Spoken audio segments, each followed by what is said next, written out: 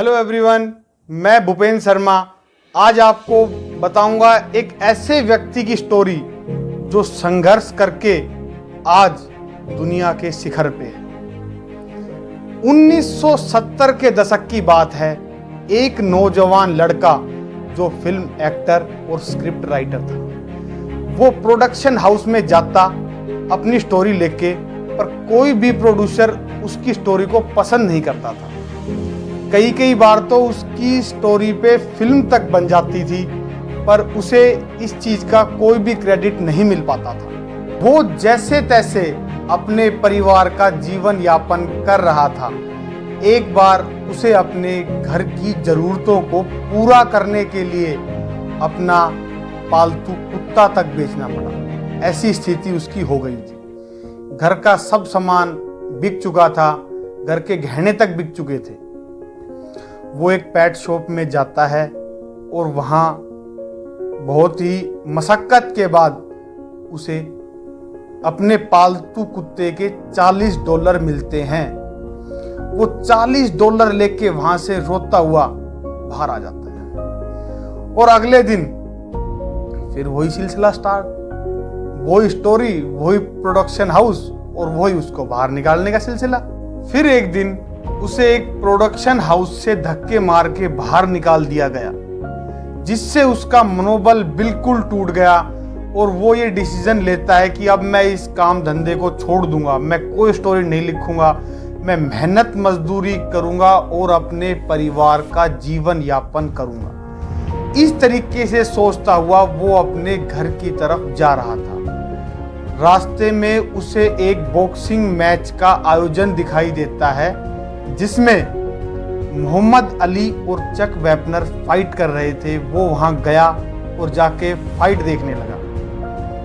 वो देखता है कि मोहम्मद अली जो वर्ल्ड का बेस्ट बॉक्सर है, उसके सामने चक वेपनर हार नहीं मान रहा।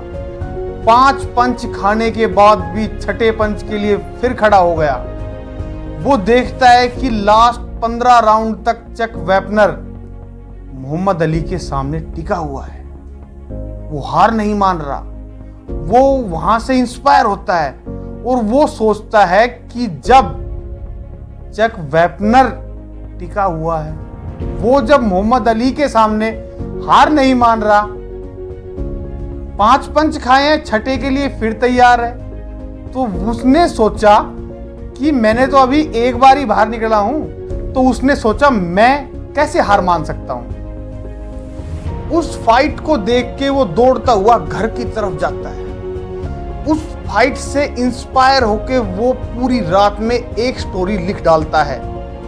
अगले दिन वो उस स्टोरी को लेके प्रोड्यूसर्स के पास जाता है और प्रोड्यूसर्स उसकी स्टोरी को पसंद नहीं करते, वो उसको फिर भगा देते हैं। वो अपनी स्टोरी लेके घर आ जाता है।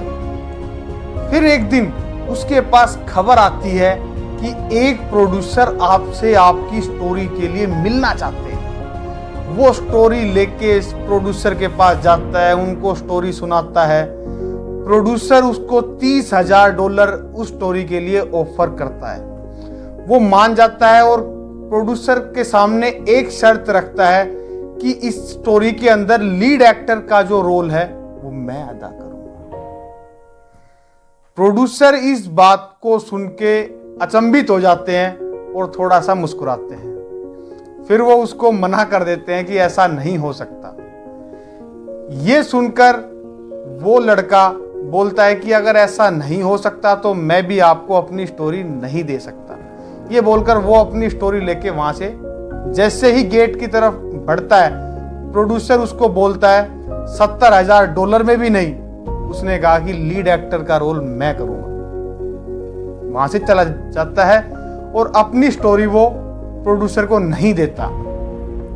2-3 दिन के बाद प्रोड्यूसर खुद उसके पास जाते हैं और स्टोरी के लिए बातचीत करते हैं उससे।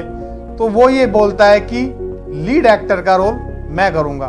फाइनली वो अपनी बात पे अड़ा हुआ है, जिद पकड़ रखी है उसने कि इस रोल को मैं ही अदा करूंगा। जो प्रोड्यूसर है वो फाइनली उसकी बात मान लेते हैं और ये बोलते हैं कि मैं तेरे ऊपर बहुत बड़ा रिस्क ले रहा हूं, मैं तुझे सिर्फ $30,000 पे करूंगा। मैं तेरे ऊपर ये एक बहुत बड़ा रिस्क ले रहा हूं। अगर इसमें कोई नुकसान होता है तो मैं तुझे एक भी पैसा पे नहीं करूंगा।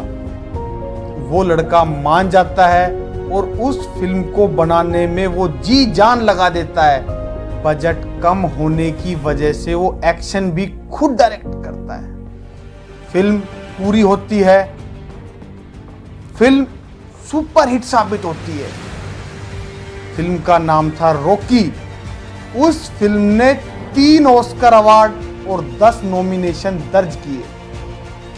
Rocky is considered as one of the greatest sports movie in 2008 by American film institute. उस फिल्म का सारा क्रेडिट उस लड़के को दिया।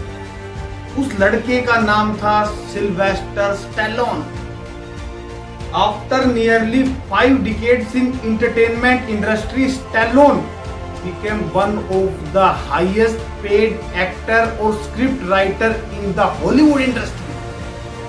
इस स्टोरी में सबसे मजे की बात तो ये है कि फिल्म के पैसे मिलते ही वो सबसे पहले अपने कुत्ते को वापस लेने के लिए उस पेट शॉप में गया। पेट शॉप में जाते ही वो दुकानदार उसको पहचान लेता है कि ये तो रॉकी फिल्म का एक्टर है। वो उसे उसके कुत्ते को $1500 में वापस देता है। सपनों को पाने के लिए समझदार नहीं, पागल बनना पड़ता है। सफलता तब मिलती है जब आपके सपने, आपका संघर्ष आपके बहानों से बड़े हो। विश्वास करना अपने आप पे मेरे दोस्त। जब आप पे कोई विश्वास ना करे, you are unique, you are different from everyone. आप वो कर सकते हैं जो कोई नहीं कर सकता। ए winner is a dreamer who never gives up. अगर स्टैलोन उस दिन हार मान लेता जब उसे प्रोडक्शन हाउस से धक्के मार के बाहर निकाला था, तो आज वो हॉलीवुड का सबसे महंगा एक्टर नहीं होता। वो कहीं मेहनत मजदूरी करके अपने परिवार का जीवन यापन कर रहा होता। स्टैलोन के सपने, उसका संघर्ष उसके बहानों से बड़ा था। अगर लोग आपके सपनों का, आपका मजाक नहीं उड़ा रहे, it means you are on the wrong track. इसी के साथ मैं भूपेंद्र शर्मा आपसे इजाजत चाहूंगा। मिलते हैं अगले बुधवार को एक नई कहानी के साथ। तब तक के लिए अलविदा दोस्तों।